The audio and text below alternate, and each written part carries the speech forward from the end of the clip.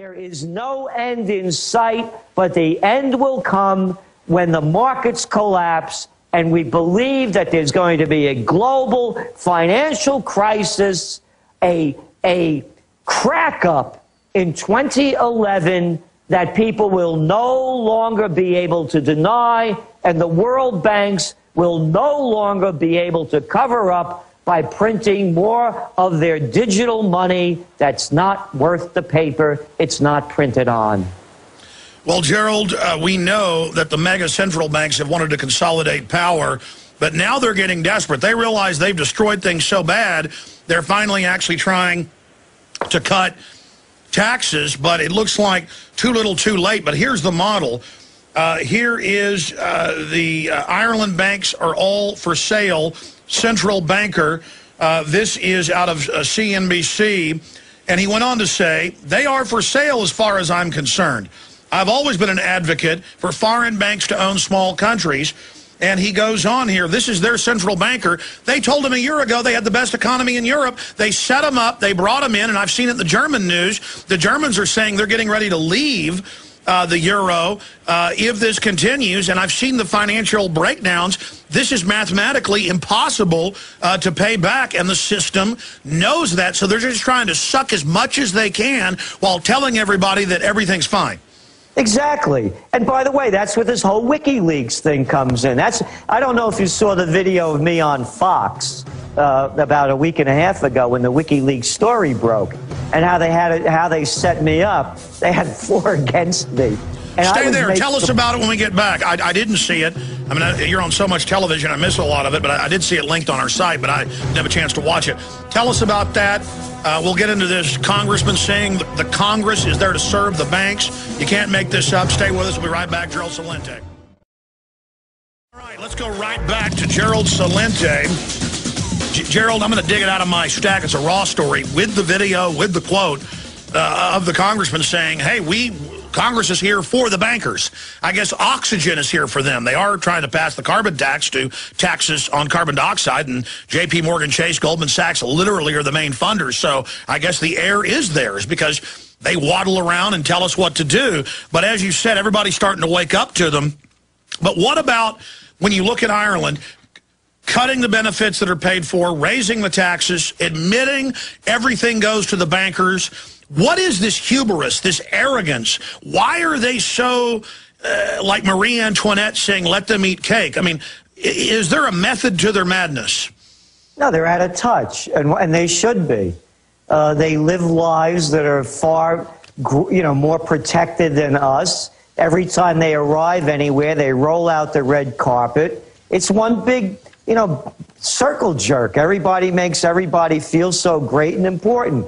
Look, again, with these WikiLeaks, look what they do. They show us these photo ops, all the glad handing, all the big smiles, and you find out they're nothing but a bunch of crooks, thieves, criminals, buffoons, suck-ups, and bow-downs, and they call it the world leaders.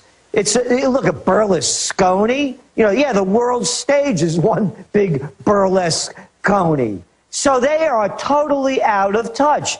As I said, their attitude is you go to work, you bring home the money, I'll tell you what to do with it. I'm smarter than you, I'm privileged, and I walk on red carpets. So of course they're out of touch.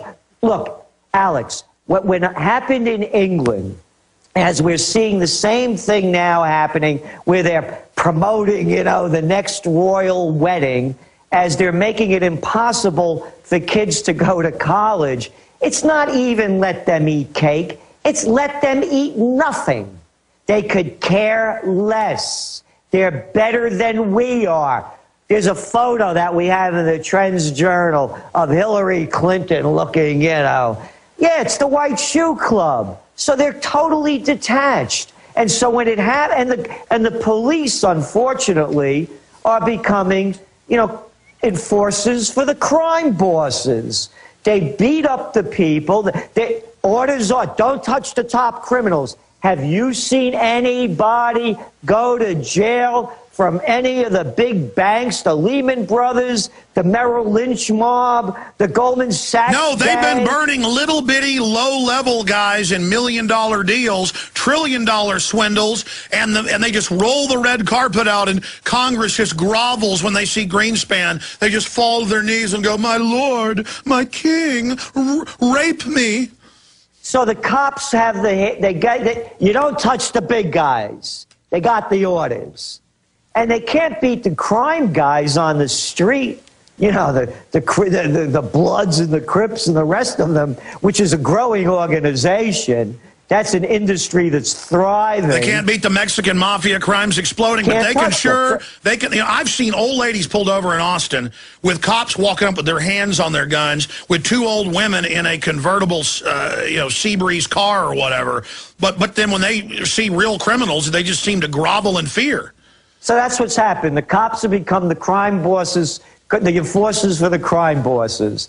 By the way, crime, that's going to be one of the Crime Wave 2011. This thing's starting to break loose, and as you pointed out, they're cooking the numbers. What a surprise. They cook the inflation numbers. They cook the unemployment numbers. They cook the numbers about how many people we've killed they've killed in Iraq and Afghanistan. And they're lying about the crime numbers. It's going to get much worse, and it's worldwide. And criminal activity, by the way, is accepted. If you see it on Wall Street, why not everybody else? So it's gaming the welfare system, gaming the system to become disabled, or ripping off the system from the top. So as people start losing more and more, crime is going to go higher and higher. I don't care what these academics and these crime experts say, that there's no relevant evidence. Well, Gerald, I mean, half the places I go to, businesses are now being robbed, even in nice areas of town. Cars are getting smashed into, homes are getting robbed. But then I read in the news, they say, oh, crime's not up in Austin, and unemployment's not up. Everything is wonderful. Sit down and shut up. I want to come back, get into more trends this year, and get into this Alabama Republican. Spencer Bacchus says, "We are here to serve the banks." That's a quote, period. I want to get into a host of issues with Gerald Celente before he leaves us here at the end of the hour. Maybe we'll twist his arm to come on the last show of the year, not this next week, but the week after, with his predictions in rapid succession for 2011, but I'm going to get some of those from him here in a moment. But here it is.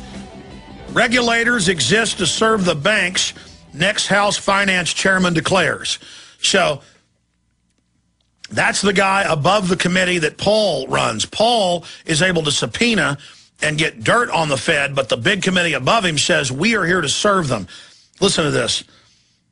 Alabama Republican Spencer Bacchus, the incoming chairman of the House Banking Committee, suggests Congress and federal regulators should play a subservient role with banks. Remember a year ago, Greenspan, on the former chairman of the Fed, on PBS saying, we're outside government, we run the government, no one can regulate us. I mean, this is just made up pure arrogance. No wonder we're being completely robbed by these people. It's in the Constitution. It's we the people, and the Congress controls that.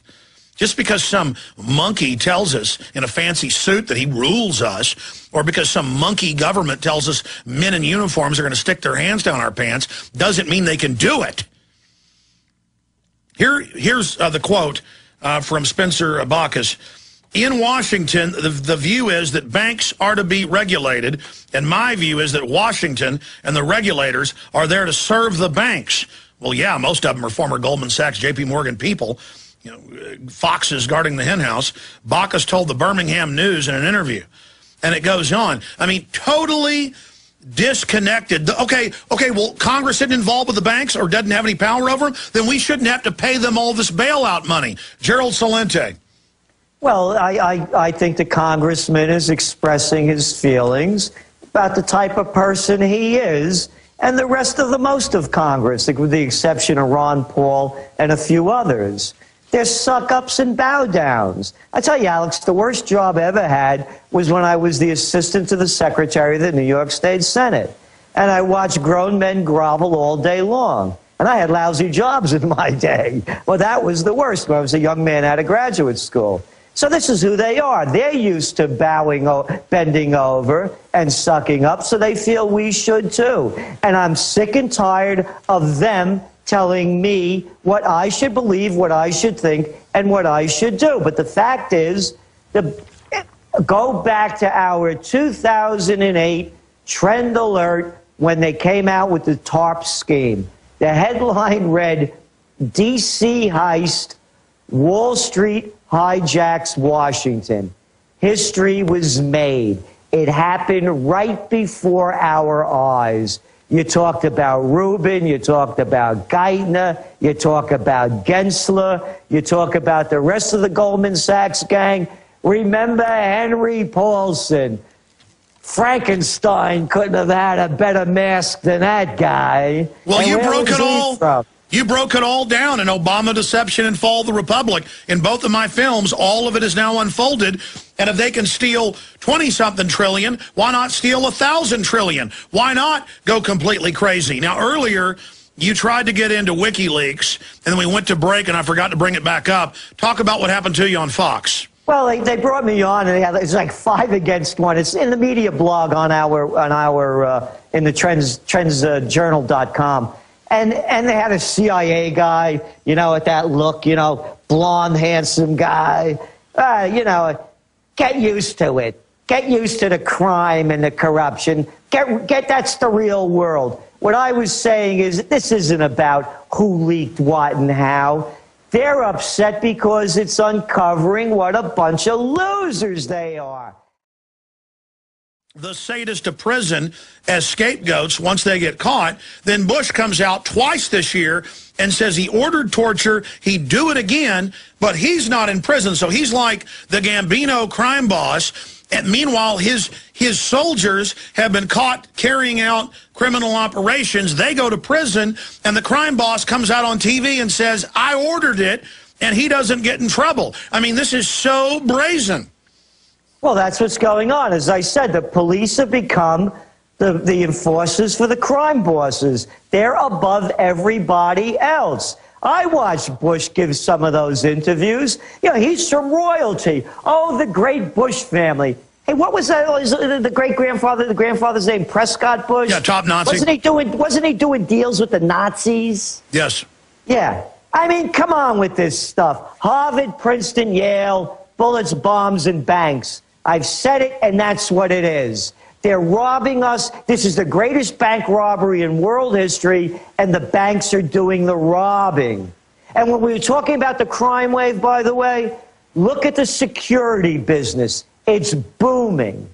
You call up and try to get alarms installed, you're going to get on a waiting list. And it's going to get a lot worse. If people want to see the businesses to get into, boy, anything having to do with crime-related security is going to be a growth industry. Well, look at firearms. Record sales in modern history for 2 years and running. And you look at the graphs, it's only going up parabolic.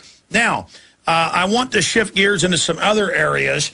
And again, I can't say this on air. We never used to talk about things like this, but it's always in the news. We're forced to. This is up on prisonplanet.com. KOB, CBS TV's reporting it. It's up on prisonplanet.com. These reports have been confirmed. They make fun of other TSA workers' genitals, female workers. They're hiring a bunch of lunatics because only a mentally ill person could put people in radiation bathers, stick their hands down people's pants. They're creating an army who will follow any order to then take over the streets. But here's the prisonplanet.com Steve Watson article. Just went up at prisonplanet.com. Boy asked TSA, why pat down my mom and not me?